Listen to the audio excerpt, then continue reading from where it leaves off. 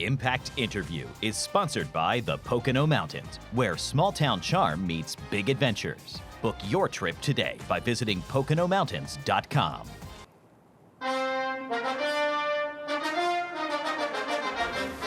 Well, welcome back. Time for our Impact Interview. Our guest this week, one of those iconic sports figures in our country where you only need to say his first name and people instantly know who you're talking about. Franco Harris wore the blue and white before his Hall of Fame career in the black and gold. This year is the 50th anniversary celebration of the greatest play in NFL history, the Immaculate Reception. Franco, welcome to Nittany Game Week. It's a pleasure to have you.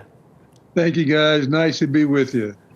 So look, let's start with impact, right? That's what our interviews are all about. And over the years, you've been supportive of a multitude of great causes, including the Beaver Stadium run to benefit Special Olympics. You've been a regular on Sue Paterno's Happy Valley Cruise, and you're doing even more to support foundations in Pittsburgh to help some of the most vulnerable citizens in this country. What drives you to use your platform to transcend sports and impact so many people through the years? You know, I had some great role models going through my life, and starting in my hometown of Mount Holly, New Jersey, where we had teachers and coaches that were involved in the neighborhood and making things better for the community. And as you know, went to Penn State, and you know, the great Joe Paterno was just very big on how we conducted ourselves and, you know, the things that we can do to make things better. And then when I went to the Steelers, old man Art Rooney was very involved in the community. And I admired him for that. And I just told myself that wherever I go, wherever I get drafted, I want to stay in that town, and I want to get involved in that town. Franco, 50 years later, we talk about the Immaculate Reception. It remains the greatest play in NFL history, and it inspires awe in some of the most successful people in football. The night before the Ohio State game, you sat down at Sue Paterno's dinner table with Urban Meyer and Rob Stone from Fox Sports and with me, and Urban Meyer immediately, like a little kid, could not wait to ask you about the play. So all these years later, why do you think it remains so iconic? Well, you know, people like things that seem kind of impossible to achieve, that when things look hopeless and when it looks like it's at a loss, you still have to believe. And when you have plays that make that moment, it just keeps that spark burning in people, and like that spark alive, that it doesn't matter if you still have time on that clock, you can make things happen. Franco, great to see you, but part of the story that people may not know involves you flying home to spend Christmas with your family and walking into the main restaurant in the Pittsburgh airport.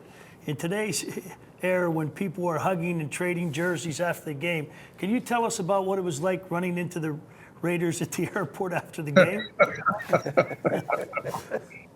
Let me tell you, that was a complete surprise. After the ball game of the Immaculate Reception, I already had plans to go back to Jersey to spend Christmas with my family. And so I get to the airport and I walk into, I say, cafeteria restaurant, and there's the Raiders team sitting down. And I feel this chill go through the air, right? And I said, uh-oh. And they're all staring at me. And one eventually approached me, Mike Ciani. I got to know Mike Ciani from the College All-Star game. So Mike approached me, and we said a quick hello. And no one else approached me.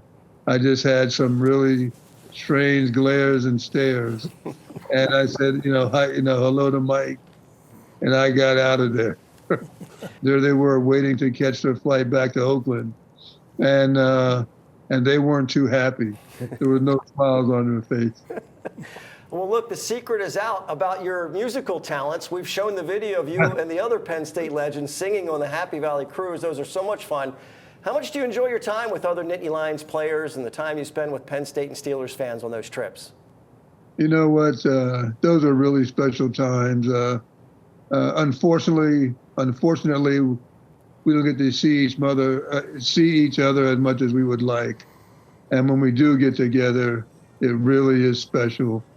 And you really, I guess, realize how special these guys are.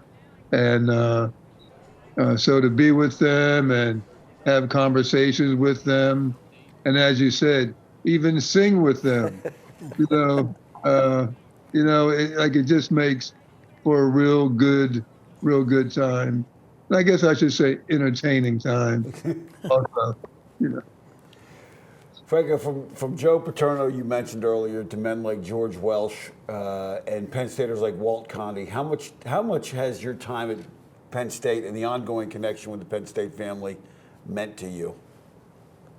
Well, like to me, connections are very important, and like I tell people that, I had a good career at Penn State. I said, it wasn't like great All-American stuff, but I had a good career at Penn State, and I guess when I look at the Immaculate Reception, that old saying comes, when preparation meets opportunity, amazing things can happen.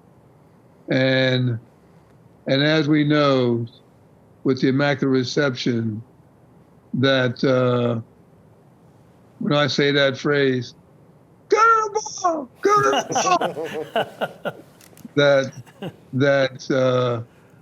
that's what Joe yelled to us when we were at Penn State.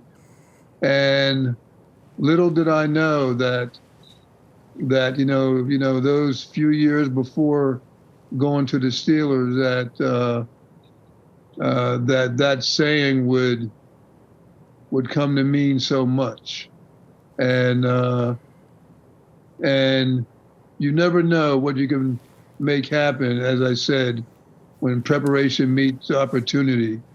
Because during the Immaculate Reception, that's what I told myself. That's what was in my mind. And that's what made me take those steps towards the ball. And then from that, we know what happened.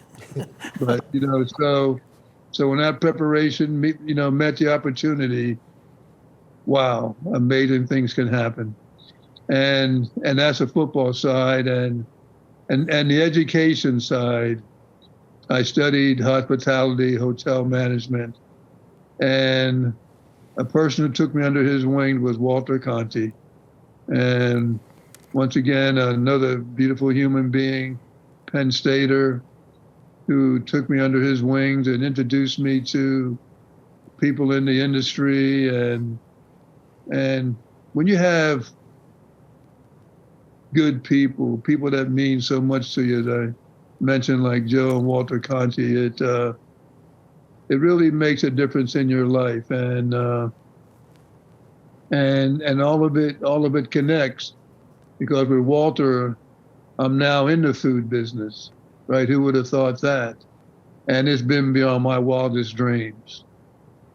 So the Penn State connection has been just so invaluable to me, but I didn't know it at the time, right? When you're going through it, you don't know what the future is going to hold. But when you look back, you see that there's a lot of great connections, and those connections mean a lot. Those, like it might seem not that much and big at the time, but in the future, it opens up a world of opportunity for you. Awesome stuff. I think that's all we have for you, Franco. We really appreciate it. I know you guys are hustling around, and you got a lot of requests coming up the next week or so. Look, really enjoy all those celebrations, well deserved, and you got a lot of fun ahead of you here in the next week or two.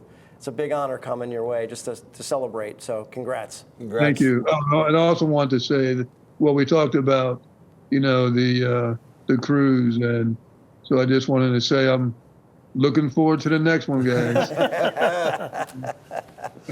I am too. And Scrap's going to be on this one this time. Yeah, I'm coming. I got a good song for us to sing, Franco. I've been practicing. I'm ready. Just take care of those pipes. Don't take care of those pipes. Make sure they're ready to go. Oh, yeah. Well, one thing I do at our celebration every year is I do sing Christmas carols. So, cool. I keep the music going.